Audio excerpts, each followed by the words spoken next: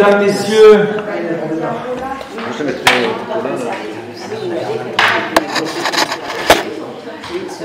Mesdames, Messieurs, bonsoir, bienvenue donc à ce conseil municipal du 29 juillet 2022, il est 19h06.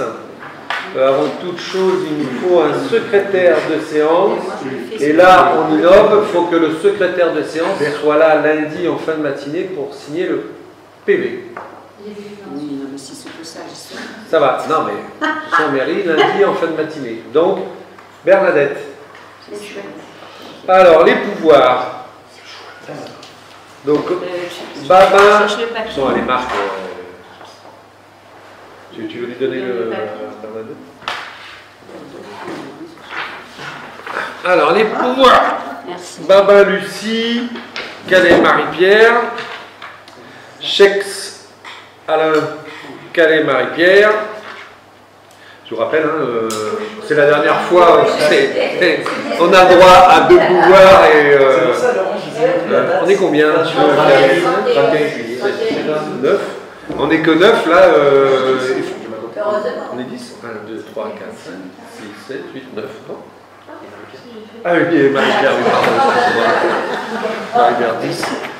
On est 10, on est pile poil ce qu'il faut. Moi, on pourrait être comme dans le système classique, quoi. Parce qu'on a c'est 7. Bref. Alors, j'ai Juglaré Laurent qui a donné à Mathieu Bonnard. J'ai Fabre Thierry à Carré JC. Weiss Alexandre, Carré JC, WAJS. Dominique Tekelerome à Marc Fusard. Lafitte Patrick à Marc Fusard. Germain Émilie, Mathieu Bonnard. Moi, je crois que j'ai tout donné, on en a tous 2 en fait. Et Thierry l'a donné à qui? À moi. On en a tous 2, 2 Marie-Pierre, 2 Mathieu, 2 moi, 2 Marc. Donc ça fait 2, 4, 6, 8. Ouais, des pouvoirs. Hein. Et Fanny absente. Mais Fanny absente. Fanny absente. À moins qu'elle arrive tout à l'heure, mais bon, je ne suis pas sûr. Donc voilà, donc on a le secrétaire, c'est tout bon. Donc approbation du compte rendu précédent du 23 juin. Des remarques, si on n'a pas, on passe au vote, donc personne n'est contre celui-là. Ce compte rendu, pas de remarques, pas d'abstention, voilà, merci. Donc après les informations, conformément à l'article 21-22-22 du CGCT sur des décisions prises, sur les quelques décisions qui ont été prises, est-ce qu'il y a des remarques? Oui, s'il vous plaît, moi, allez, laquelle? la dernière, ça concerne quoi? L'application informatique de gestion des cimetières. Ah bah tiens, Henri. Ah, c'est un logiciel. C'est un logiciel, hein? Oui, mais c'est un logiciel pour gérer la mairie, les caveaux qu'il y a, ou si c'est pour... C'est un logiciel dans lequel on intègre toutes les données et qui nous permet, à partir de n'importe quelle demande, de savoir quels sont les caveaux disponibles, quels sont les terrains disponibles. Lorsqu'il y a un décès, de savoir qui est héritier du caveau et qui peut avoir l'autorisation de le faire ouvrir. C'est pour la mairie, c'est ah, pas... Oui, voilà, moi je croyais que ça pouvait être aussi pour les gens arrivés là-bas. Ah non, non, c'est un outil de travail. Oui, non, c'est un outil de travail. C'est pas chambre d'hôtel, c'est pas e-booking. Alors, puis c'est quand même...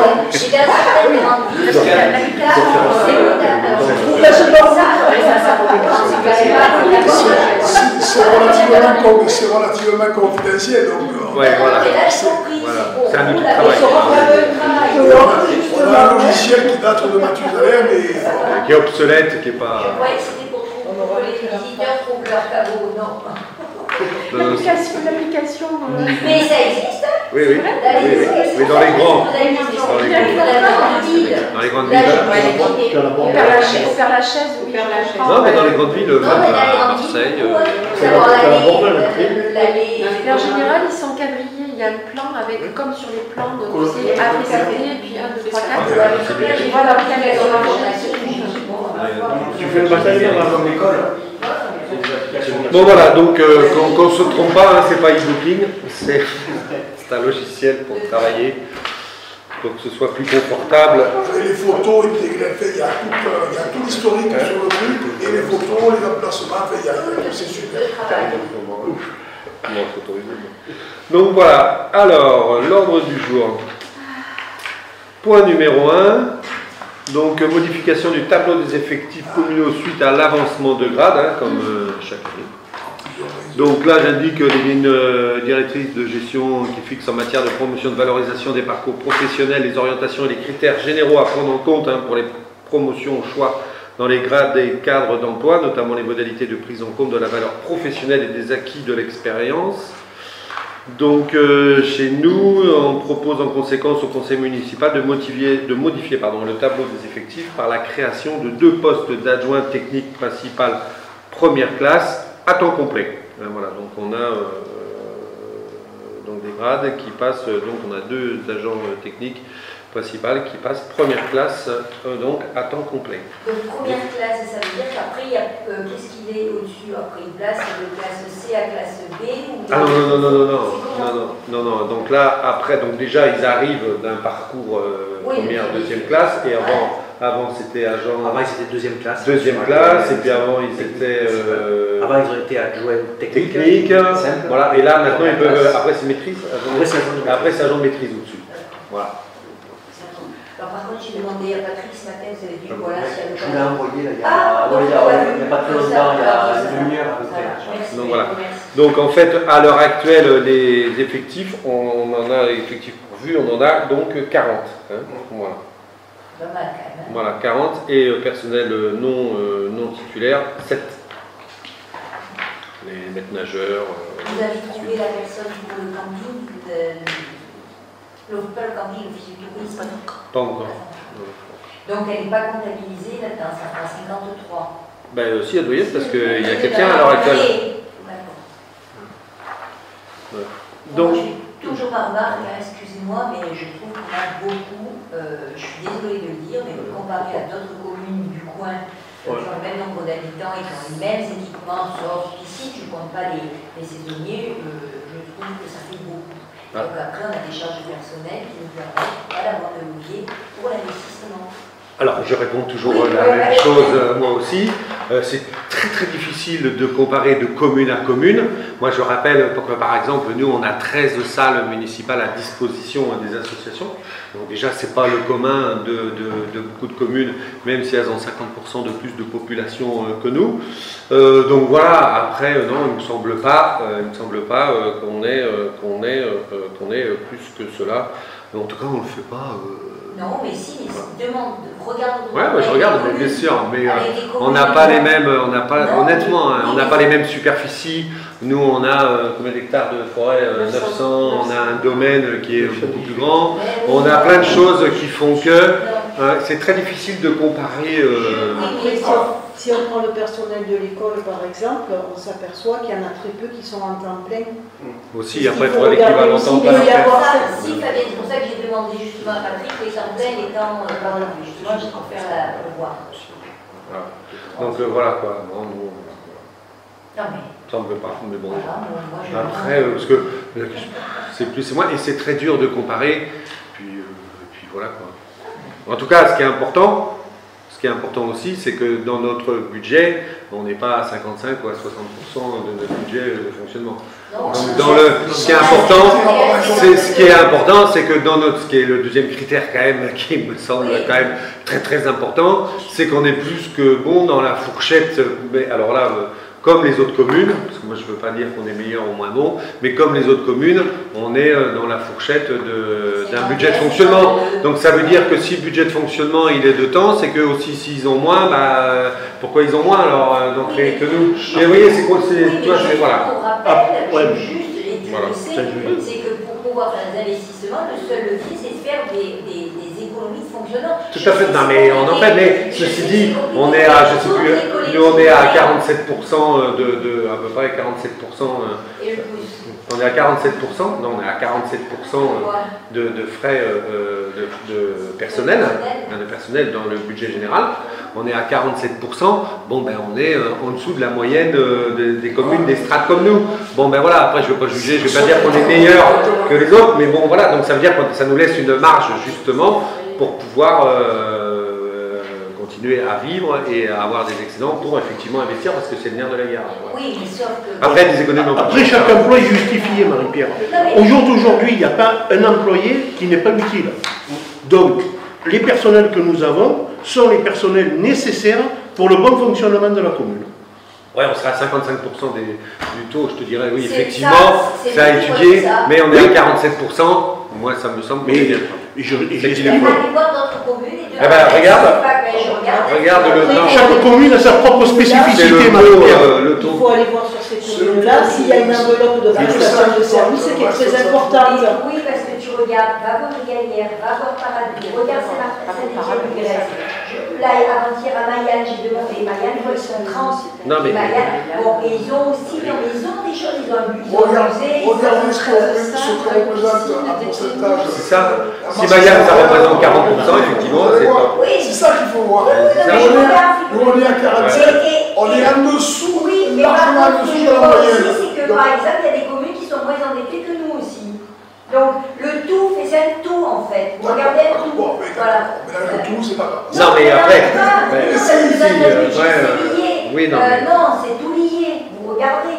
Non, mais... Et encore une fois, c'est en faisant, mais bon, après, vous êtes libre de penser ce que vous voulez, mais nous, on trouve que, voilà. Ben, moi, je trouve que 47%, le taux, il est en dessous de la moyenne nationale par les communes. On a encore des marges pour recruter. Si, il est à 47. Il est 47 parce que... Demain, si vous avez moins de droits de mutation, parce qu'en ce moment... mais toujours à 47 le taux. Oui, mais tu verras qu'au niveau de l'excédent de fonctionnement, vous en aurez beaucoup moins. Et comme on est en budget d'investissement, ça va faire drôle à la commune. Oui, pour l'instant ça fait pas drôle, donc ça va. Après, il peut y avoir des années plus ou moins, voilà, c'est machin. Non, mais pour l'instant on est bien. Ben oui, parce qu'on les a pas fait, donc évidemment on n'a pas donné de l'argent de notre budget de fonctionnement pour mettre sur l'investissement parce que c'est des travaux qu'on n'a pas fait. Donc évidemment, on est à moins, ça ne veut rien dire. Mais voilà, donc 47% pour le taux, voilà, c'est raisonnable.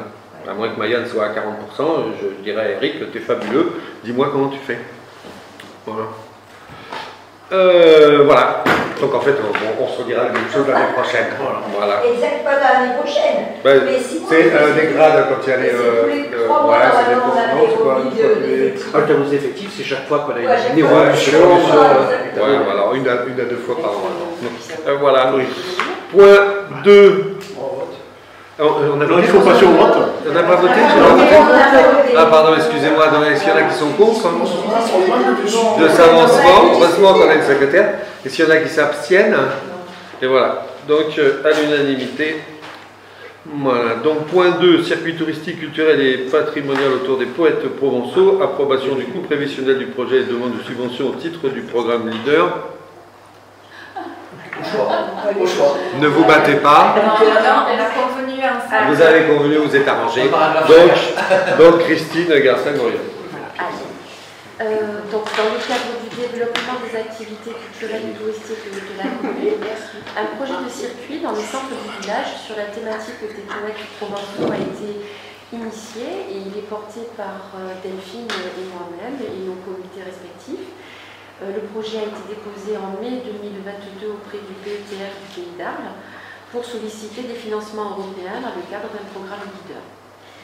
Donc le projet de circuit touristique et culturel sur la thématique des poètes provençaux a reçu un premier avis d'opportunité favorable par la commission du PETR le 21 juin dernier. Et il convient maintenant de déposer des pièces complémentaires pour obtenir un nouvel avis de la commission sur la programmation du circuit et son autorisation de financement. Alors ce projet, il a pour vocation de renforcer l'offre culturelle et touristique du village et de proposer la découverte de la culture provençale sous un nouvel angle. Le circuit il sera enrichi par des œuvres qui seront positionnées dans des rues portant des noms de poètes provençaux, ou de poètes hommes ou femmes d'ailleurs, hein, provençaux. Et il mettra également en lumière l'influence d'une mossanaise qui a été la muse des faits libres, à savoir Emma Tessier. Alors, dans le cadre du programme LEADER, le budget pour ce circuit s'élève à 62 943,61 €, ça c'est le coût global. Donc 80% sont subventionnables, donc subvention LEADER 30 212,93 €. Il y a une subvention de la région de 20 000 €, 141,96, ce qui représente un autofinancement pour la commune de 12 588,72 €. Voilà, donc ce soir, eh bien, je vous demande de voter l'autorisation de demander du Conseil régional la subvention correspondante de 20 000 €, 141,96. Si vous avez des questions. Moi j'ai une question, excuse-moi. Par rapport, donc, tu parles de noms de rue. Est-ce que les noms de rue sont déjà existants ou il faudra les donc, les noms de rue y sont. Et ensuite, après, donc, le circuit consistera à quoi? Il y aura en fait, au Alpine du Tourisme, un petit fascicule où il y aura des bornes comme à Saint-Rémy pour le circuit Van Gogh. Qu'est-ce que vous comptez? Comment? Les deux en fait. Donc c'est vrai que là, pour l'instant, le projet il est encore réflexion en fait, parce qu'on a essayé de réfléchir sur plusieurs pistes et on aimerait à la fois un document d'appui qui soit disponible notamment à l'Office de tourisme, mais aussi le moderniser avec un accès en tout temps par les visiteurs, que ce soit d'ailleurs des personnes d'ici ou bien des touristes en fait, via une application et même des QR codes qui seraient disponibles sur le site pour avoir accès, par exemple, à des œuvres du poète ou un chant, voilà, que ce soit interactif et ludique. Et du coup, il y aura des lieux aussi de Moussan qui seront emblématiques, etc. Alors en fait, l'idée c'était de mettre en valeur les poètes provençaux et la culture provençale. Et on s'est aperçu que dans le village, on avait un certain nombre de rues qui portaient des noms de poètes célèbres ou d'écrivains provençaux célèbres et qu'on ne les valorisait pas suffisamment et qu'on ne profitait pas de cette opportunité. Donc l'idée, c'était de faire découvrir ou redécouvrir ces auteurs. On a la rue Frédéric Mistral, on a la rue Marie-Moron, on a la rue Auguste Sorel, Charles-Andrieux, voilà, de les valoriser par des œuvres.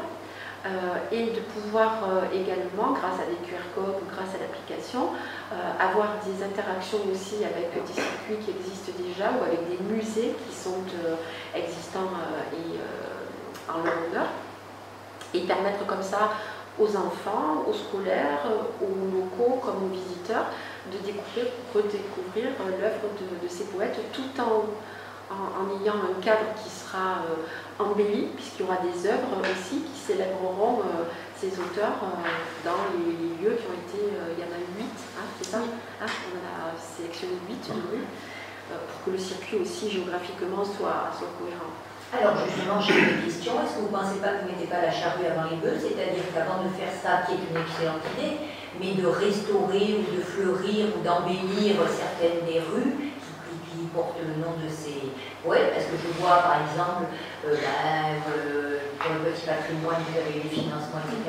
Pour l'instant, il faudrait peut-être, vous ne pensez pas qu'il faudrait peut-être d'abord mettre en valeur physiquement. Alors justement, ces œuvres-là vont mettre en valeur physiquement. Alors la rue Frédéric Mistral, elle est parfaitement splendide.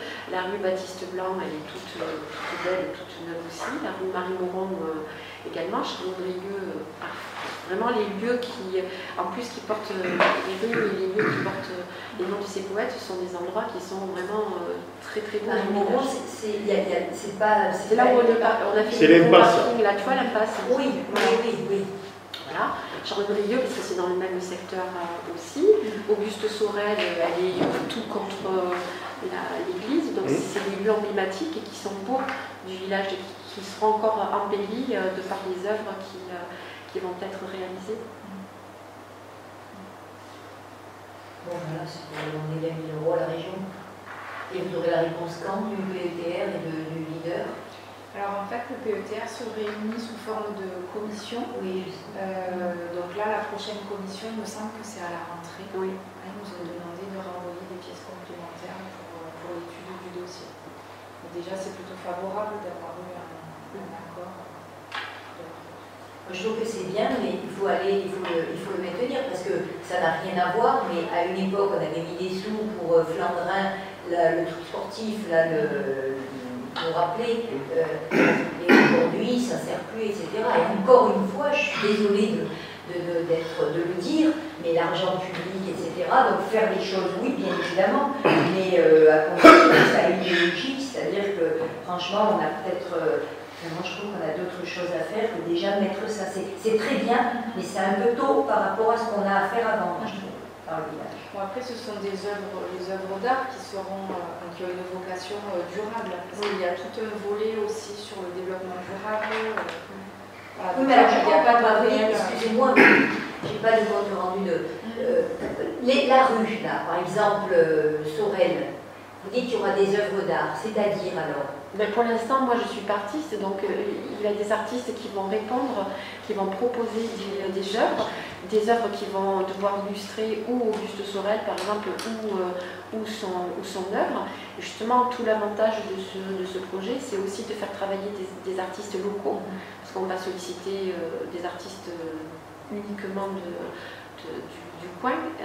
Et donc, pour l'instant, les œuvres, on les a pas, elles ne sont pas encore...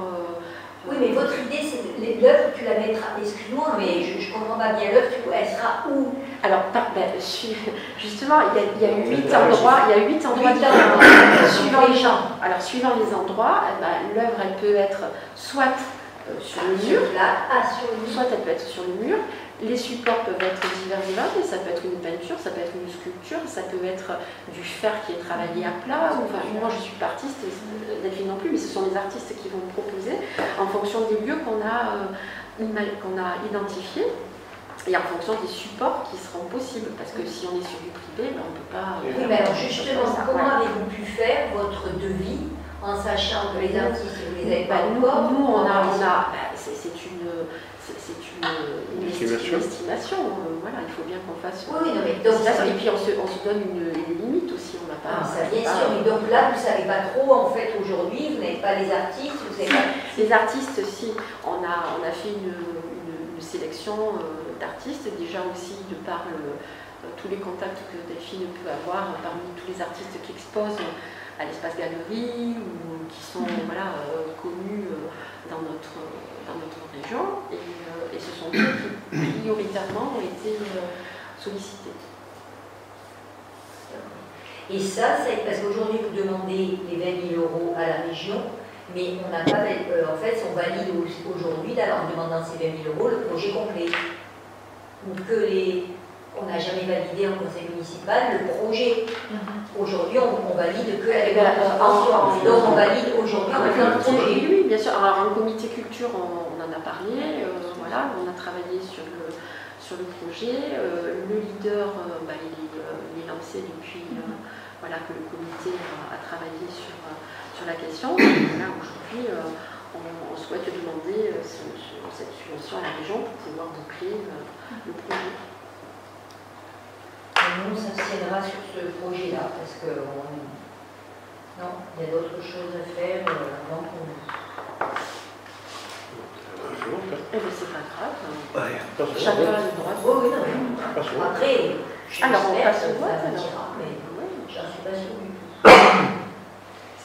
C'est pas grave. Alors, donc, abstention ou contre? Non, abstention. Ça ne compte pas, mais... 4 abstentions. 3. 3. 3.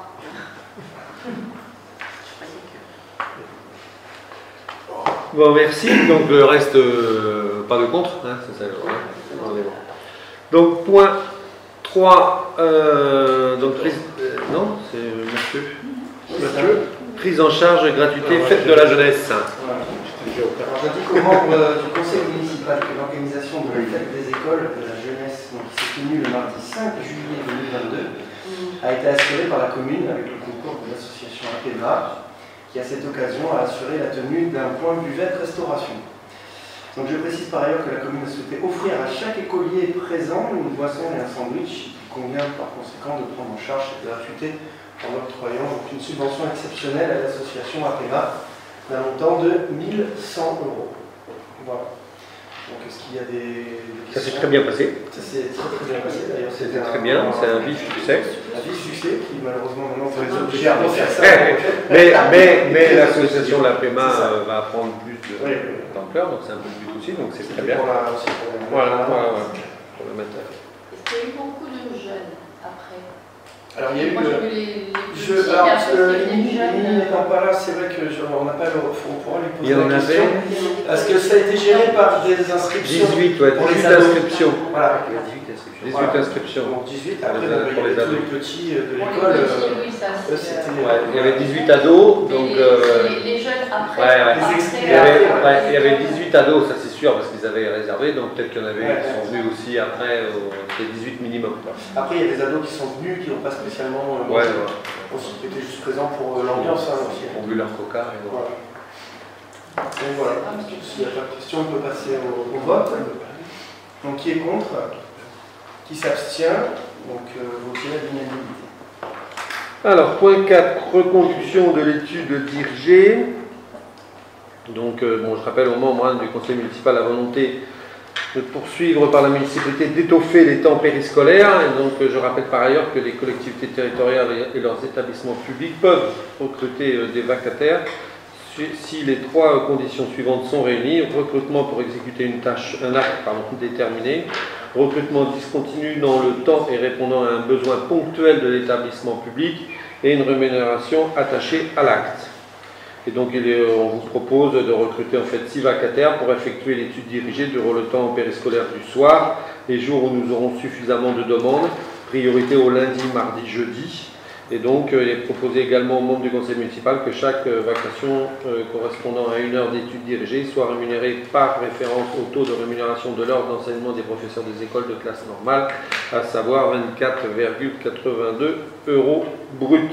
En fait, on reconduit ce qui s'est fait, qui a été mis en place l'année dernière, en sachant que là on a enlevé un jour en fait, on a enlevé le vendredi. Ouais, on verra un peu sauf les effectifs. Si d'un seul coup on a une demande cette année pour le vendredi, on remettra le vendredi, mais pour l'instant on l'a enlevé, ça ne sert à rien, justement dans l'intérêt des deniers publics de payer quelqu'un, un professeur des écoles, s'il n'y a personne, ou s'il n'y a pas assez de monde surtout. Et on avait 6 vacataires. Voilà, 6, parce qu'on prend 6, mais ça ne veut pas dire que les 6 travaillent en même temps. Hein. C'est 6 postes, c'est s'il y en a une qui ne peut pas venir, qu'il y en ait toujours, que ce soit pourvu. Voilà, ça c'est le but. Voilà. Donc on passe au vote. Est-ce qu'il y en a qui sont contre? Qui s'abstiennent? Merci. Donc je continue, donc le point 5, c'est reconduction de l'intervention échec durant le temps scolaire. Donc là pareil, j'indique aux membres du conseil municipal que les collectivités territoriales et leurs établissements publics peuvent recruter donc des vacataires. Donc j'informe que le conseil municipal que pour pouvoir recruter un vacataire, les 3 conditions que je vous ai dit tout à l'heure sont toujours les mêmes. Et donc de proposer au conseil municipal de recruter un vacataire pour effectuer des interventions d'animation d'une activité échec durant le temps scolaire au sein de l'école élémentaire pour l'année scolaire 2022-23. Donc il est proposé également aux membres du conseil municipal que chaque vacation soit rémunérée comme suit: la séance 3 heures d'échecs 102 € brut, la formation d'un enseignant 133 € brut et l'organisation d'un tournoi d'échecs 120 € brut. Donc c'est de reconduire ce qui voilà, c'est le choix pédagogique de l'école élémentaire sur l'activité, l'intervention échec durant le temps scolaire. Soutient les échecs. Les échecs. Voilà. Donc, pour avoir l'idée globale, il y a eu combien de séances de 3 heures? Pour avoir l'idée du montant.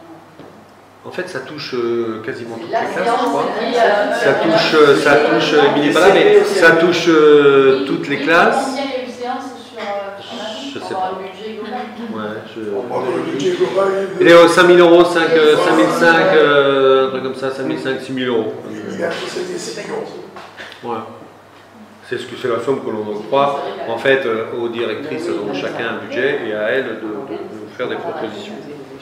On les laisse nous choisir, parce qu'on estime qu'elles sont plus pertinentes que nous pour ce choix.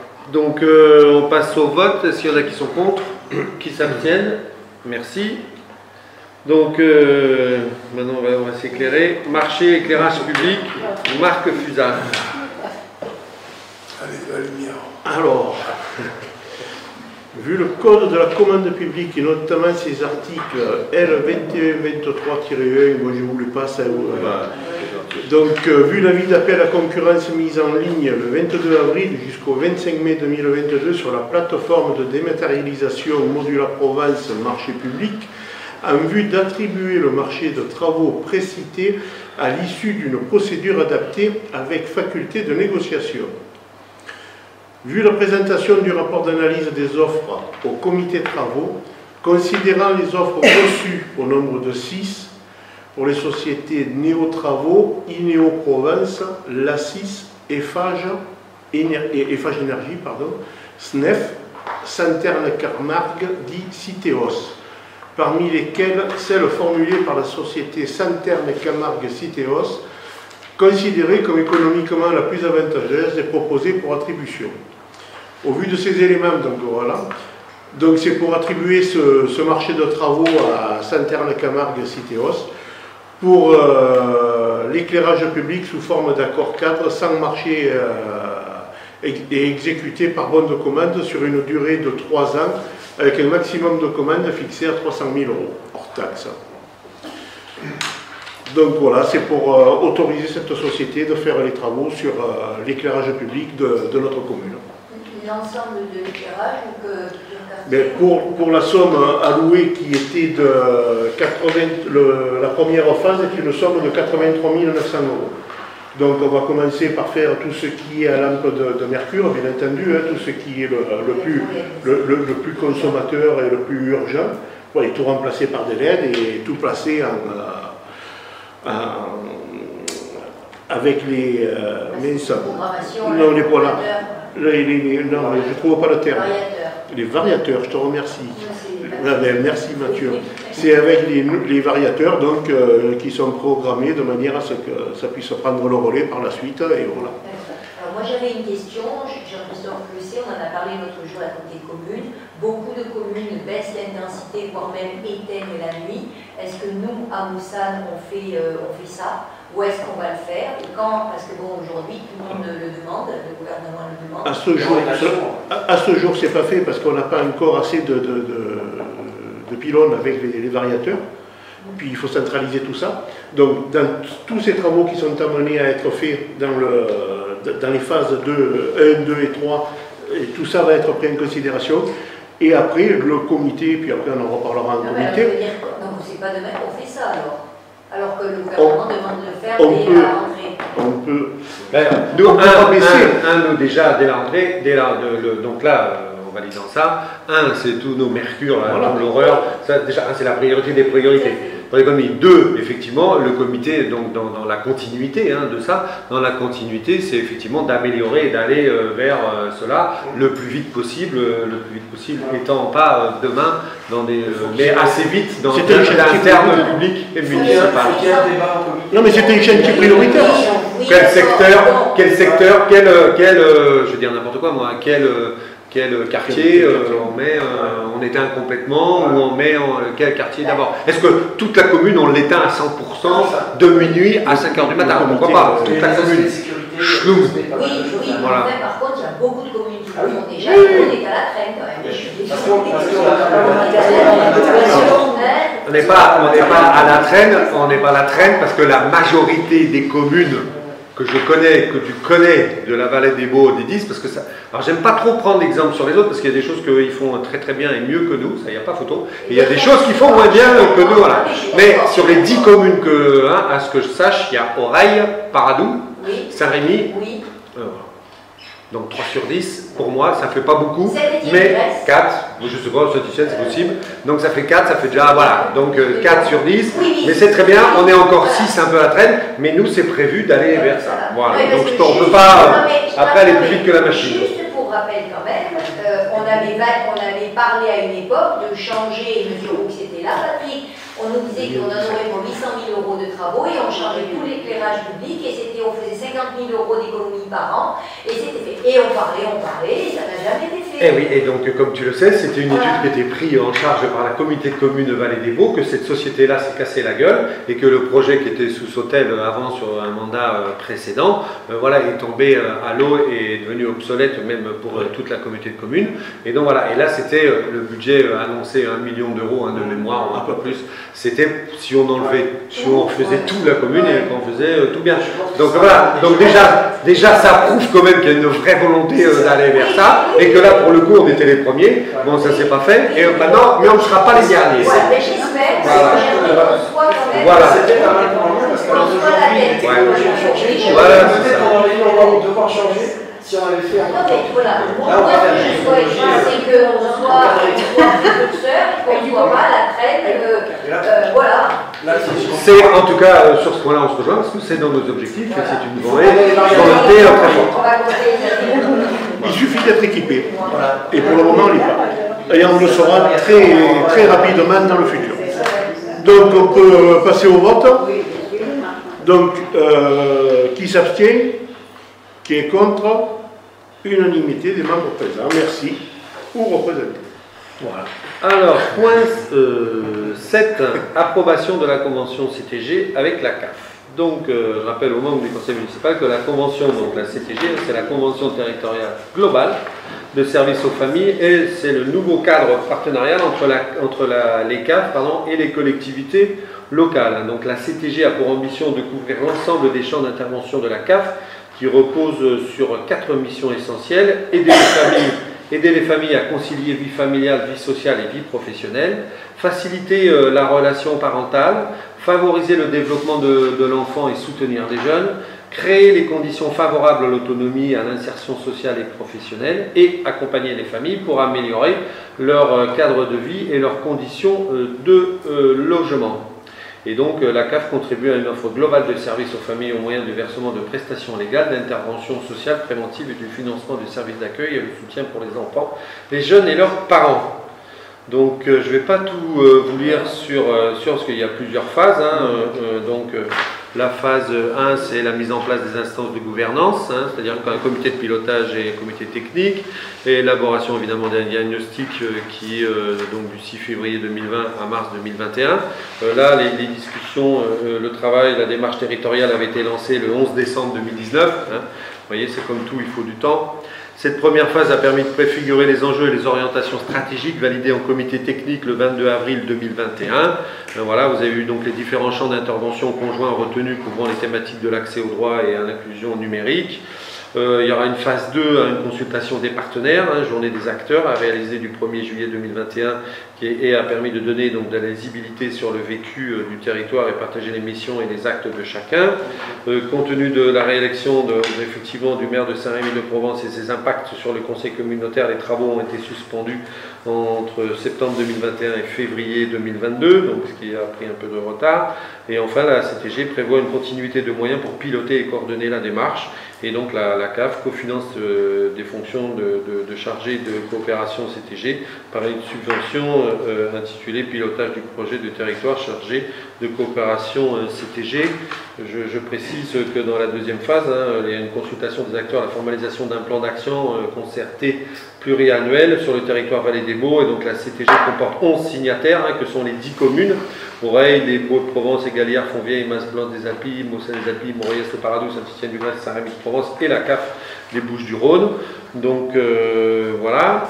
Et donc sur le dernier trimestre 2022, il est attendu la formalisation d'un schéma d'organisation du pilotage du projet de territoire pour permettre le conventionnement 2023 de ces nouvelles fonctions. Et donc voilà, donc on vous demande de voter pour cela, pour cette future CTG, pour qu'elle puisse continuer à avancer. Moi, je ne sais pas s'il y a des questions. Voilà. Donc on va passer directement au vote. S'il y en a qui sont contre, qui s'abstiennent, merci. Il y a le comité Galière aussi qui est Qui est donc tu vois, ça en fait ça. vraiment, Ça fait 50%, donc il en reste autant. Donc, octroi d'une subvention exceptionnelle à l'association Terre des Baux d'hier à aujourd'hui. Donc, Mathieu, à toi. Allez, je vous fais part à l'Assemblée d'une omission qui a été faite à l'occasion du vote des subventions donc de fonctionnement 2022 aux associations lors du conseil municipal du 31 mars dernier. En effet, l'association Terre des Baux d'hier à aujourd'hui, dans le cadre de l'organisation de son exposition, qui s'est d'ailleurs déroulée dernièrement, sollicitait également l'octroi d'une aide financière de 250 € pour couvrir les faits de cette manifestation. Donc il y a donc lieu de délibérer de ce jour de l'octroi de subvention exceptionnelle de 250 € à l'association Terre des Baux d'hier à aujourd'hui. Voilà. Est-ce qu'il y a des questions? On va passer au vote. Qui est contre? Qui s'abstient? Merci donc pour eux et on peut les féliciter pour leur exposition. Alors, point 9, octroi d'une subvention exceptionnelle à l'association Le Club Taurin de la Vallée des Baux. Donc pareil, je vous fais part donc, à l'Assemblée d'une demande reçue de l'association Le Club Taurin de la Vallée des Baux, représentée par son président M. Maurice Roux. Donc il sollicite l'octroi d'une subvention exceptionnelle d'un montant de 2000 €.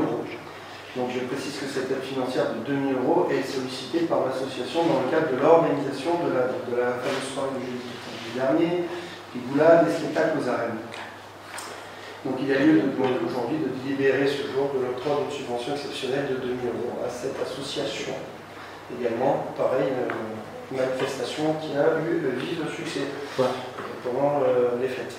Alors le but du jeu du Club Taurin, c'est toujours pareil avec ton comité, si je me permets, c'est finalement de la transparence, parce que ça ne s'y avait pas avant, c'est de regrouper et au moins au mois d'octobre, on pourra voir ce que la commune a financé et pourquoi et comment, et que chacun puisse justement, que ce soit le Club Taurin, la commune ou d'autres qui participent, le coût global du Club Taurin. Une demande globale à l'avenir détaillée. Et non pas coup par coup, parce que là effectivement le Club Taurin repart une année, je dirais classique depuis 2019, parce que 2020, 2021 on ne peut pas vraiment en parler, donc là c'est vraiment notre première année où on voit que le Club Taurin, bon parce que ça a toujours été comme ça, et puis ils ont travaillé comme ça, et la mairie c'était comme ça, donc il n'y a pas de reproche de quoi que ce soit, mais nous dans un souci de transparence et que tout le monde sache exactement le coût, nous on préfère qu'ils nous demandent une subvention à nous comme ça détaillé, comme ça nous tout le monde est au courant et entre autres c'est validé c'est proposé par le comité et après justement pour l'année prochaine ça c'est ce genre de travail qui sera donc plus à affiner avec le Club Taurin qu'au lieu qu'ils demandent 2000 € simplement pour payer leur assurance, qu'ils englobent le tout et que voilà qu'il y ait une discussion autour du Club Taurin.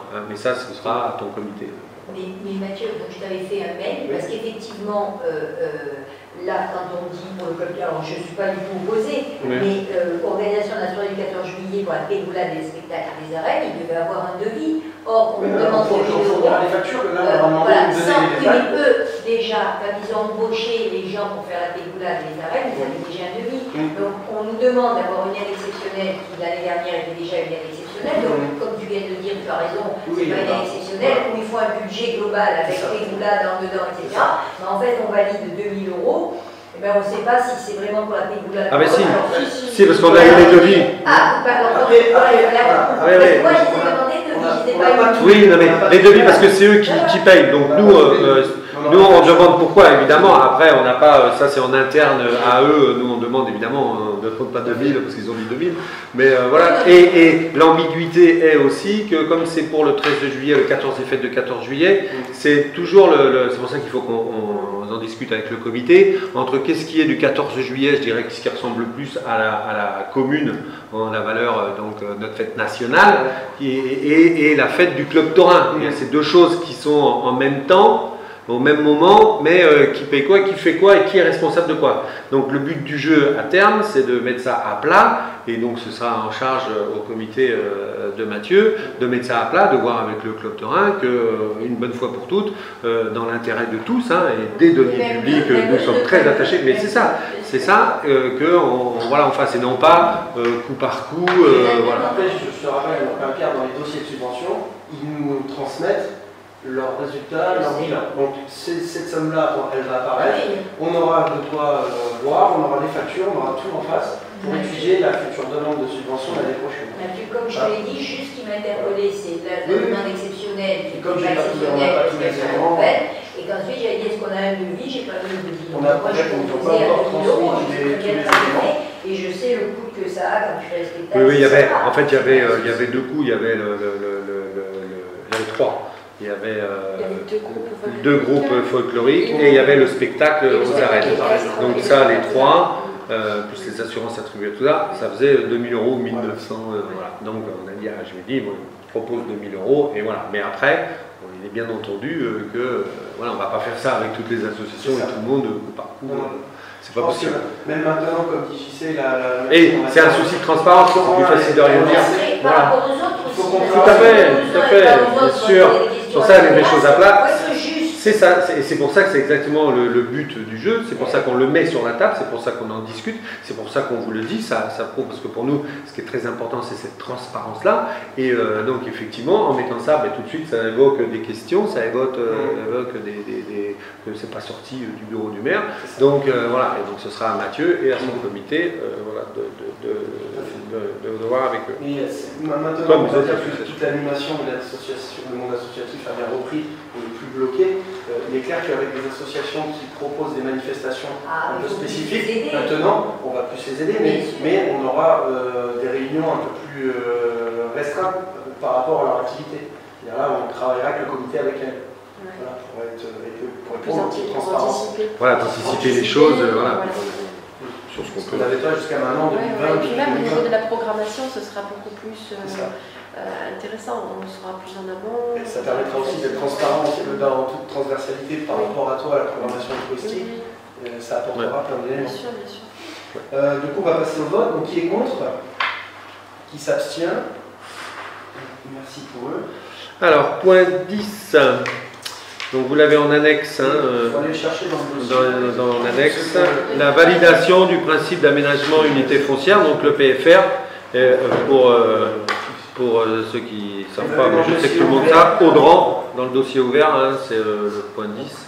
Donc Sylvie, à toi la parole. Donc je rappelle au conseil municipal le partenariat signé avec l'établissement public foncier régional en mars 2020. Celui-ci prévoit sur une durée de 5 ans, une enveloppe financière de 3 millions € pour que cet établissement puisse acquérir puis porter financièrement des biens permettant la réalisation de programmes d'habitat en lien avec les objectifs quantitatifs et qualitatifs du plan local d'urbanisme.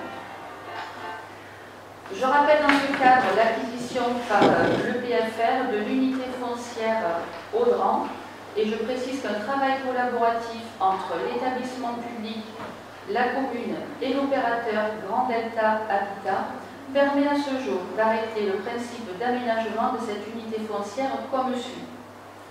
Réalisation d'un macro-lot de 5 logements en bail réel solidaire. Dans le principe du bail réel solidaire, c'est que l'acquéreur achète le logement, mais pas le terrain, ce qui limite le coût d'acquisition. Il verse en revanche une redevance en contrepartie de la mise à disposition du foncier. Deuxième point, réalisation de 7 lots libres. Troisième point, revente du MAS. Et quatrième, cession gratuite par Grand Delta Habitat à la commune de l'emprise foncière nécessaire à la réalisation de 10 places de stationnement public. J'indique enfin que le projet se développera par le biais d'un permis d'aménager avec un règlement de lotissement qui permettra d'imposer des formes architecturales. J'indique enfin que dans le même souci d'harmonie, les clôtures seront réalisées par l'aménageur avant la vente des lots. Est-ce qu'il y a des questions sur le projet? Oui, moi j'ai été en même temps, mais là c'est ma casquette des départements. Je vois que dans le plan, il y a marqué arbre supprimé. Il y en a un. Le platane en bord de route. Qui est mort, qui a été vu avec la direction des routes, qui a été vu, qui a été validé par. C'est précisé dans le mais au bord de la route, mais il est au milieu. Ben, il est au milieu. Il est en haut. Non, parce que là, dans le dessin, il est au milieu. Alors, ouais, c'est au bord de la route, c'est celui qui est malade. On a demandé, hein. En fait, il est au milieu du sur l'axe, on va dire, sud-nord. Mais là, sur le design, au milieu. En bord de route. Alors, voilà. Oui, non, mais là, par au milieu et au milieu. C'est ça. C'est celui de la route, je te le confirme. Donc, que je sois bien d'accord avec les services, parce que s'il est malade, ça va, s'il n'est pas malade, on va vous dire. Alors, il a été constaté malade. Bon, voilà, mais si on a dit qu'il a été constaté malade, il est malade. Ce qui veut dire que ceux d'à côté risquent d'être aussi d'être coupés. C'est même une obligation. 30 mètres, c'est ça. Oui, c'est pour ça. Après, sur le terrain, sur la parcelle, même au contraire, bon, il y a de la végétation donc, extérieure qui est conservée et qui va être apportée sur l'autre partie. Hein, si tu regardes le plan. Oui, j'ai vu. On a travaillé avec eux. C'est GDH, l'aménageur pressenti, qui a demandé, qui a travaillé notamment sur la question du platane, la possibilité d'accès. Finalement, il s'est avéré qu'a priori, le platane là est malade. Et les travaux doivent commencer quand là 2023 c'est pareil, au plus vite. Oui. Mais donc là, ça va permettre la vente. Le temps de faire le cahier des charges déjà. Donc là, la vente de l'EPFR, déjà, nous, on va travailler sur un cahier des charges pour tout ce qui est... Il n'y a pas de OAP là? Non. Tout ce qui est architectural, hein, au niveau du comité, parce que c'est une délégation. Donc en fait, on a obtenu la création des clôtures. Ce sera uniforme, hein, c'est eux qui vont faire les clôtures. Et puis nous, dans le cahier des charges, on va se positionner sur les façades, les ouvertures, les couleurs, les tuiles, voilà, tout ça. Donc, ce qui fait que les lots libres auront un cahier des charges à respecter. Voilà. Oui, alors, si je peux me permettre là aussi, par rapport à ce qui s'est fait en bas au point, faites en sorte que le cahier et le règlement soient respectés avant qu'ils aient mis leur volet roulant et tout, parce qu'une fois qu'ils ont mis, on va pas leur dire enlever. Tout à fait. Mais je te rappelle que dans le comité de Sylvie, vous y êtes bien représenté, donc il faudra à ce moment-là bien le préciser. Non, mais on peut être dans le comité et on peut le dire. Si on ne va pas voir personne après personne en disant attention, vous achetez, vous avez un règlement et tout, une fois qu'ils ont payé pour faire autre chose, c'est difficile de leur faire enlever, surtout que ça, on sait très bien le but que ça a pour tout. Oui, non, mais bien sûr. Mais voilà. le but du jeu, quand nous on donne des autorisations, c'est pas pour qu'ils fassent l'inverse, hein, quand même. Non, mais je suis d'accord, mais pourtant c'est spécial. Des fois ça arrive, des fois ça arrive. Il y a des gens. C'est dans le village, il faut qu'on soit très vigilant. Voilà, c'est ça. Voilà, donc s'il n'y a plus de questions, je vous propose de passer au vote. Qui s'abstient? Qui est contre? Votez. On sait si Madame Blanc derrière va vendre ou pas. C'est pas l'ordre du jeu. C'est pas l'ordre du jeu. Chez elle? Chez elle? Oui, mais parce qu'à un moment donné, on m'avait dit oui, non, oui. Donc, c'est vrai que le PNH on allait la rencontrer quand même. Oui. Je la vois régulièrement, Madame Blanc, et je pense que toi aussi tu la vois régulièrement, Madame Blanc. Parce qu'à chaque fois que je la vois, elle me dit, j'ai demandé déjà, Marie-Pierre m'a dit... non, ça fait au moins, voilà, ça fait des vrais que j'ai... Ouais, bah là ça fait oui, parce que là, le projet, là, ça fait il y a 6 mois, là, je sais plus, j'ai vu régulièrement, ce qui est logique, hein, je la tiens effectivement informée, parce que c'est normal, c'est devant chez elle et tout, donc voilà. Tout à fait. Mais en tout cas, c'est un dossier qui avance. Voilà, donc là, donc c'est bien. C'est voté, c'est bon? Oui, c'est voté, donc le point 11, délégation du service public d'organisation d'un accueil de loisirs sans hébergement. Donc le choix du délégataire et approbation contrat de concession. Donc avant que Mathieu Bonnard prenne la parole, d'abord moi personnellement, je tiens déjà à remercier donc la commission de délégation de service public donc, qui a été créée pour l'occasion. Je rappelle qu'il y avait Émilie, il y avait Lucie, il y avait Mathieu en tant qu'élu et moi-même, donc assisté d'une aide technique exemplaire et que je remercie déjà d'entrée de jeu, monsieur évidemment notre DGS Patrick Roux. Donc voilà qu'on a donc fait un certain nombre de réunions et après même, c'était donc une envie personnelle mais c'est une envie aussi de notre majorité, qu'à partir du moment où est arrivée la phase de négociation, j'ai tenu qu'on continue cela avec la commission de délégation de services publics, c'est-à-dire avec nous quatre réunis. Amy et Lucie ne sont pas là, mais elles pourraient témoigner. Tu peux en témoigner mieux. En tout cas, ça a été très enrichissant. On a tous été à la fin dans le même sens. Voilà. Et donc je rappelle que quand même aussi c'est une priorité qu'on s'était fixé aussi pour notre mandat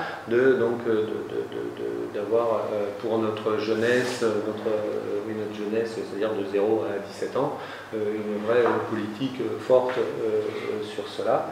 Et là, on sera une des premières communes à avoir une DSP sur cette chose-là, ce qui prouve que, comme le dit Patrick, on va publiciser quelque chose, un acte privé, qui nous permet d'avoir un cahier des charges très conséquent. Si vous en êtes d'accord que l'organisme que nous avons tous les quatre retenu ou validé, ce qui va nous permettre d'avoir un service, je ne dis pas que le service, mais c'est de monde associatif, voilà, et que là, on aura beaucoup plus, nous, dans notre cahier des charges, on a mis vraiment une politique pour que nos enfants qui seront demain puissent faire des belles choses et soient pris vraiment en considération. Donc je te laisse maintenant la parole parce que je tenais à te dire, pour tous ceux qui ont travaillé, il y a eu un gros travail, parce que les dossiers, c'est 500 pages. Oui. Donc il y a vraiment un gros travail de fait. Merci déjà à Patrick. Exactement. Résumer de nous mettre plus comme 10-15 pages. Il y avait... Alors j'indique à l'Assemblée qu'au terme de l'article L1411-7 du Code général des collectivités territoriales, 2 mois au moins après la saisine de la commission prévue à l'article L1411-5, l'Assemblée délibérante se prononce sur le choix du délégataire et la convention de délégation de service public. Les documents sur lesquels se prononce l'Assemblée délibérante doivent lui être transmis 15 jours au moins avant cette délibération. Donc je rappelle au préalable les conditions de consultation. Donc, on va essayer de faire vite. On a eu donc une séance le 27 janvier 2022, donc par délibération, le conseil municipal a décidé de créer ce service public d'organisation et de gestion d'accueil en direction des 3-12 ans, et le choix d'un mode de gestion délégué selon la forme d'une délégation de service public. Ensuite, le document de consultation des entreprises a été mis en ligne sur le profil acheteur de la commune le 14 mars 2022. Un avis d'appel à candidature a été publié au BOAMP le 15 mars 2022 et dans le journal d'annonce légale de la Provence le 17 mars. Les dates et heures limites de réception des candidatures et des offres ont été fixées au 29 avril à midi. La commission s'est réunie le 10 mai pour l'analyse des candidatures, a constaté le caractère non complet de 3 candidats et a décidé de solliciter les candidats concernés pour qu'ils complètent leur dossier, donc donner la chance aux 4 réponses. La commission de délégation de service public après s'est réunie le 18 mai et a constaté le caractère complet des 4 dossiers, des 4 candidats, et a jugé que tout présentait les garanties techniques et professionnelles, les garanties économiques et financières et l'aptitude à assurer la continuité et la neutralité du service public. Par conséquent, elle les a admis à présenter une offre. Donc la commission s'est réunie le 25 mai, a ensuite procédé à l'analyse des offres et a invité l'autorité territoriale à entrer en phase, donc monsieur le maire, l'autorité, à entrer en phase de négociation avec les candidats, IFAC et LEC.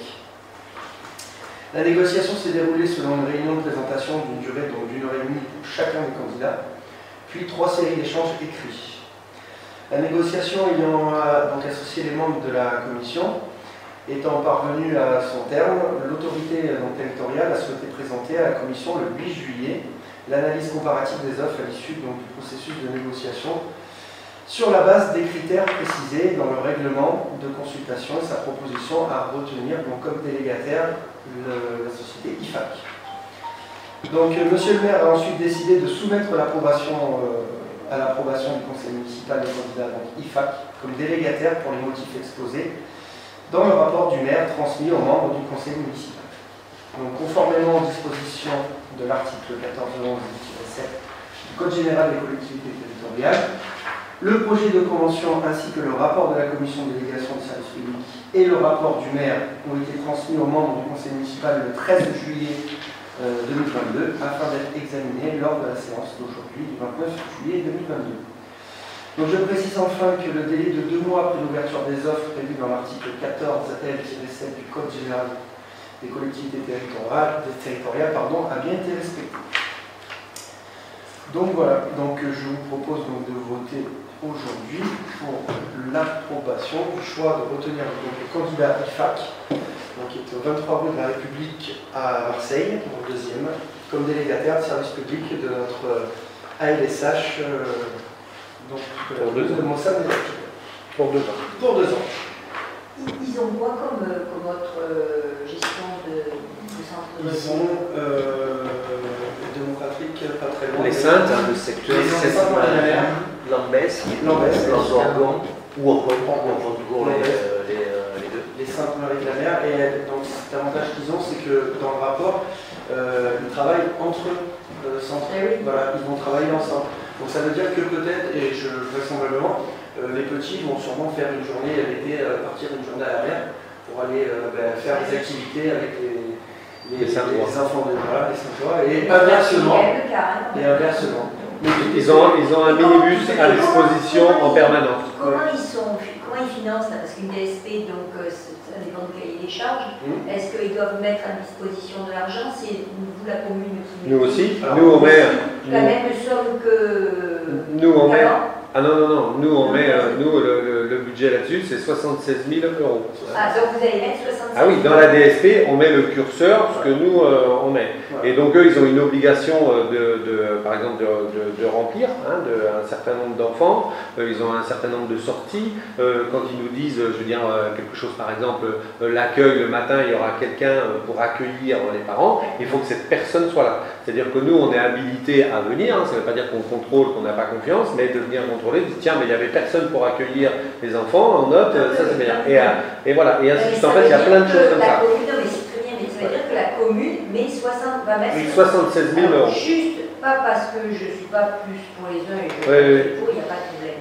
Mais quand même, les enfants des API, jusqu'à maintenant, avec 35 000 € d'argent pour la commune, c'est certain que vous ne faites pas les mêmes choses que quand vous avez le double. Donc il ne faut pas jeter le bébé au... Ah ben non, je ne jette pas du tout. Même dans le cahier des charges, mieux que ça. Là, on ne le jette pas, parce que dans le cahier des charges, il y avait l'obligation de reprendre le personnel. Voilà, oui. Mais non, mais si tu veux, voilà, c'est sûr que quand tu donnes le double, tu peux faire plus de choses que quand il y a la moitié. Voilà, c'est tout ce que je veux dire. Mais bon, je trouve que c'est bien pour nos enfants. Ça va dans l'évolution, comme disait tout à l'heure, avec le projet éducatif. Ça va en continuité de tout ça au niveau de la jeunesse. Et pareil, si on regarde les autres communes pour avoir une idée aussi, c'est important, même si c'est toujours compliqué, voilà, on est vraiment dans ces tarifs-là, voilà, tout à fait. Même plus, parce que Mouriez se donne pas mal plus que ça, Paradou pareil, tout.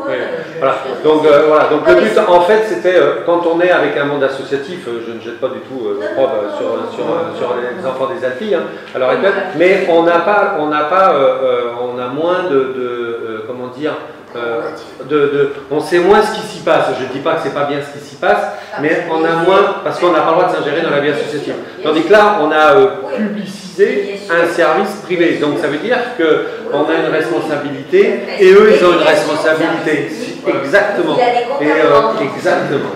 Et puis, l'avantage des grosses boîtes, que ce soit Sylvain, moi, Mathieu ou qui que ce soit, l'avantage de ces boîtes-là qui sont au niveau national, qui ont un chiffre d'affaires de 25 millions, 30 millions €, c'est qu'effectivement, ils ont déjà des contrats avec des entités publiques où ils vont faire une journée de la terre, ils ont plein d'avantages que qui que ce soit quand on est dans le monde associatif, on n'aura pas. Mais par contre, que Sylvain, s'il en est normalement toujours le directeur, pourra donc exploiter ça, et je pense que pour lui, ce sera même une très bonne chose. Sylvain va intégrer le process, enfin même tout le personnel. Et puis il prendra le relais avec... En tout cas, c'était très intéressant, parce que c'est pas quelque chose qu'on connaît, moi personnellement je connaissais. Donc c'est vrai que cette négociation avec ces groupes-là, c'était très sympa. Disons que oui, le mec et l'IFAC était, d'ailleurs on voit dans le rapport, il a fallu négocier pour vraiment lever la différence. Normal. c'est de bonne guerre. Et eux, au niveau négociation, par rapport au lieu, ils ont été exigeants ou pas? Ah oui, eux, ils ont dit c'est lieu difficile. fantastique. Ça serait difficile de... Les lieux étaient, le lieu était imposé sur l'école. Après, sur les 4 candidats qui ont candidaté, il était bien entendu possible d'un cahier des charges de demander à visiter les lieux. Donc les 2 candidats, Van des Alpilles, c'est normal qu'ils n'aient pas visité, les 2 candidats qui ont été admis à la négociation ont demandé à visiter, je les ai fait visiter, et en fait ils ont surtout été très très intéressés par l'ensemble des équipements, sachant que nous dans le cahier des charges on mettait l'accent sur la volonté de la commune que soit utilisé l'ensemble des équipements publics de la commune. Et donc quand ils ont vu la salle Agora, les city-stades, effectivement il y a pour une commune de 2300 habitants, il y a le pain et le couteau pour avoir des activités variées, sans pour autant prendre une bus et faire quelque chose en dehors d'une salle de classe. Tout à fait. Bon, bah écoutez, on n'a pas d'autres questions, on va passer au vote. Donc qui s'abstient, qui est contre? Voilà, donc il y a démarrage, 1er septembre. Alors, point 12, octroi d'une subvention exceptionnelle à l'association Piano Presto, représentée par Mme Lucie Favier, présidente dans le cadre du festival Les Alpilles musicales. Delphine, David, à toi. Donc, Lucie Favier est présidente de l'association Piano Presto et nous a sollicité dans le cadre de l'organisation d'un premier festival de musique classique à Moussan, dans les jardins de l'espace Agora Alpille, durant 2 soirées, les samedis 20 et dimanche 21 août prochain. Et dans le cadre de l'organisation de ce nouveau festival, Madame Lucie Favier sollicite une subvention exceptionnelle d'un montant de 1 200 €, correspondant donc aux frais qui vont être nécessaires pour cette première organisation. Donc l'objectif c'est de l'accompagner dans ce premier festival en espérant que d'autres événements suivront. Le festival est gratuit ou ah non, non. Il sera payant? Non, son budget global est de 8 000 €. 8 000 €. 8 000 €. Parce qu'en fait, elle-même, produira sur scène, mais elle fait venir aussi des artistes. Parce qu'elle avait fait l'année dernière dans ses Oliviers, je crois, quelque chose où elle souhaitait. Elle souhaitait, elle n'a pas fait. Finalement. D'accord. C'est vrai que c'est un petit peu contraignant. C'est à l'écart du village. Il fallait aussi prendre en compte tous les aspects de sécurité. Alors ça se fait beaucoup, hein, ça se fait que dans des départements. Vous avez autour d'Aix beaucoup dans des viticulteurs. C'est ça. Non, mais ça se fait. Voilà. Ah oui, je sais. Donc franchement, l'année dernière, Laurent Israélien avait organisé un très très beau concert sur son domaine. C'était très très chouette. C'est très beau. Disons que l'avantage pour elle, Lucie, c'est que nous, dans un premier temps, en fait, on participe aussi à ce festival. C'est-à-dire que pour nous, ce qui est intéressant en commune, c'est que, en fait, comme ça va se faire sur l'espace public, ça peut, nous, le but du jeu aussi, c'est d'attirer des gens qui n'iraient pas obligatoirement, parce que quand vous vous retrouvez dans un domaine privé, c'est moins accessible. Nous, en tant qu'élus, le but du conseil municipal, hein, c'est aussi de faciliter pour notre population d'aller vers des événements qui ne vont pas obligatoirement. Certes, je suis d'accord avec toi, on aurait pu mettre l'argent aussi ailleurs sur l'éclairage public, mais il faut aussi la culture de partout. Je ne te permets pas de dire ça, parce que justement, moi j'allais te dire 1 200 €, c'est vraiment pas beaucoup.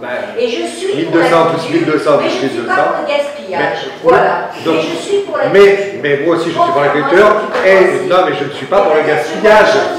Mais je ne suis pas pour le gaspillage aussi, je te rassure. Différemment, et on a le droit de voir les choses différemment. Voilà, mais je suis pour les ici de Lucie Favier. Oui, tout à fait. Et ça me paraît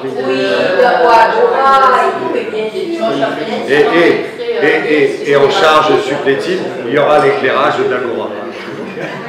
Ah, je vais éclairer la bougie, moi. Tu vois, il faut le faire à la bougie ou voilà. Non, la bougie était folle, quoi, le feu, là. Voilà. Moi, j'ai réuni un comité feu et elle était. Moi, si je vois une bougie qui brûle. C'est donc j'ai compris. Bien, donc je suppose que tout le monde valide cette subvention exceptionnelle. Voilà.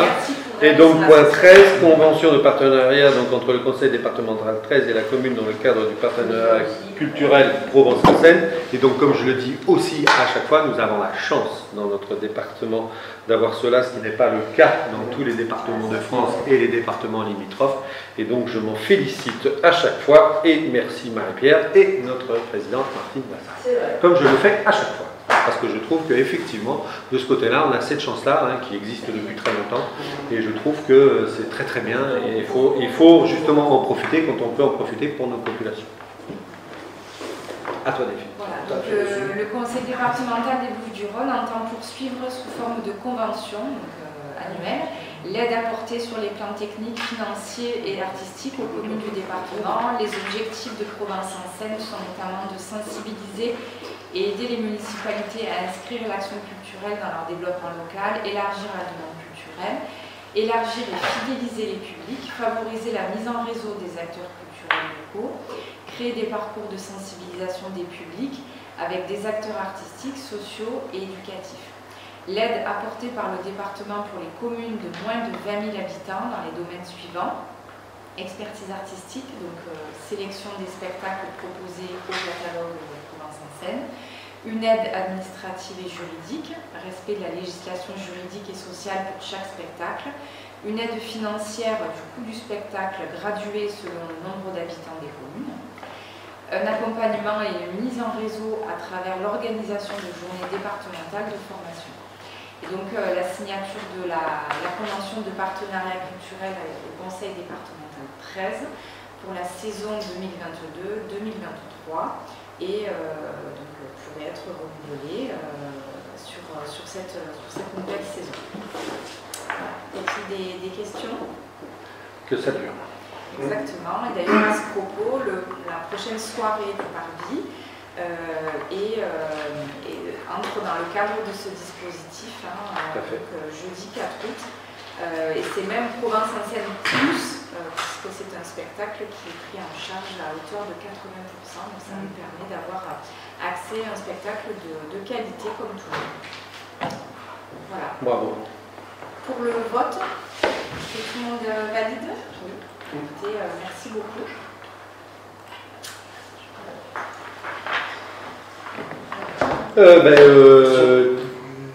T'as voté? C'est bon. Donc voilà, les ordres du jour, tous les ordres du jour, tous les points ont été donc discutés. Donc voilà, s'il n'y a pas de questions diverses ou variées, voilà. Une, excusez-moi. Mais tu t'excusais. Par rapport à la restauration du lavoir, etc., ça avance. On commencer à la rentrée. Avant qu'il y ait des travaux, il faut déjà, on a eu un peu des soucis pour trouver le maître d'œuvre. Compétent. Pas compétent, c'est le maître d'œuvre pour le petit patrimoine, on parle bien de ça. Surtout parce qu'en fait on a plein de petites et des petites qui nécessitent pas, alors je dis si je me trompe, mais qui ne nécessitent pas un travail énorme, mais le prestataire qu'on avait trouvé c'était beaucoup plus élevé, ce qu'on peut comprendre, par rapport aux travaux faits. Donc il a fallu en rediscuter et en trouver un, et je crois que là pour le coup on avance et on en est en bonne voie là. Je sais que dans le cadre de la négociation, la personne a retransmis une proposition. Je n'ai pas lu, je suis un peu oui. Il y a peu de personnes qui c'est plein de petits travaux à part le lavoir.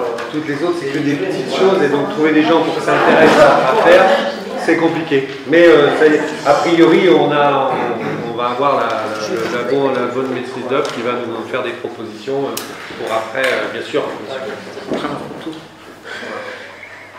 Très bien. S'il n'y a plus de questions, n'oubliez pas de signer pour ceux qui n'ont pas signé. Je vous souhaite de bonnes vacances pour ceux qui partent, et ceux qui en reviennent, c'est fini. Et pour ceux qui sont vaccinés. Et puis ceux qui restent, eh ben, bosser. Non, voilà. Donc tu dois bosser. Continuer à bosser.